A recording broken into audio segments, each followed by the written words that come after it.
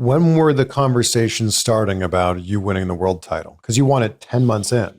Well, and you beat The Rock. Okay, I didn't hear anything about it until I wrestled The Rock and Triple H in a triple threat match at SummerSlam. And Triple H gave me the pedigree on a table. And the table collapsed before he gave me the pedigree. And I went down and I hit the concrete floor with my head. And I was out. I was out cold. And Triple H couldn't even wake me up.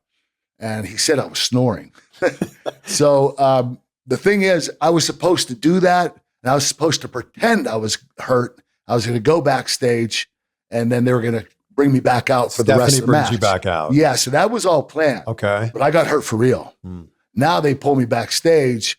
And when I went back out there, I didn't know what I was doing. I don't remember what I did. So they called the whole match to me, Triple H and Rock. So whoever I was wrestling in there in the triple threat, they were calling the spots and telling me what was next. So I don't know how they did it, but the match looked really clean. It looked great.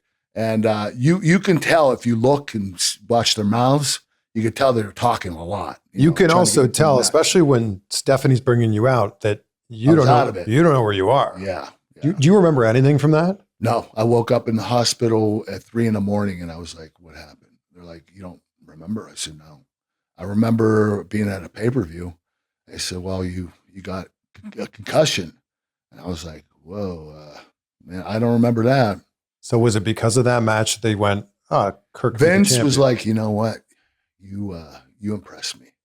You know, you went back out there and you got the job done. I like you. So the next month, he ends up giving me the title. Wow. Rock had it. And, you know, it was like, and don't get me wrong, like at this point in my career, I wasn't ready to carry the title. I'll tell you why. I barely knew psychology. Okay. In wrestling, you know, psychology is good guy versus bad guy. Good guy out wrestles the bad guy. The bad guy cheats, gets a good guy down for heat. The good guy makes a comeback. The bad guy either cheats and wins, or the good guy overcomes the cheating and wins. Yeah. So I was learning that. And I could barely structure a 6-minute match when I first started. So for the first year of my career, my opponents had to structure the whole entire match for me and then call the whole entire match in the ring so I wouldn't forget a spot. And even 10 months in, when I wrestled The Rock, he had to do that for me too. So I was world champion. And, you know, after 1 year, 2 months later, I was such a good listener and a good follower that I then became a good leader. I started structuring matches and I started calling matches in the ring. So after 2 years in the business, I actually became the best in the business. It happened that quickly. But if it wasn't for Vince McMahon pushing me and forcing me to go out there out of my comfort zone, like my first night on the air, he wanted me to cut a promo. I cut one promo in Memphis and it was horrible. See, we didn't have OVW or NXT back then. So we had no way to prepare the wrestlers except Memphis. And they didn't like me down there. They barely did anything with me. So it was tough. And I had to go out there and cut a promo. And the crazy thing is, he said, listen, I'm going to tell you the promo and you're going to go out. I'm going to tell you once, and you're going to go out there and do it.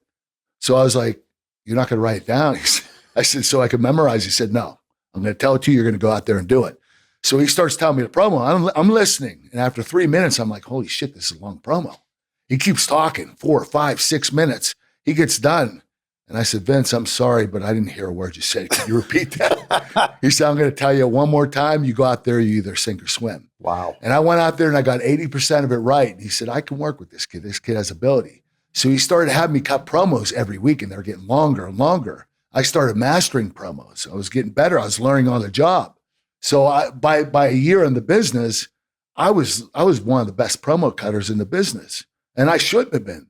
But if it wasn't for Vince taking me out of my comfort zone and forcing me to learn quicker, it would have never happened.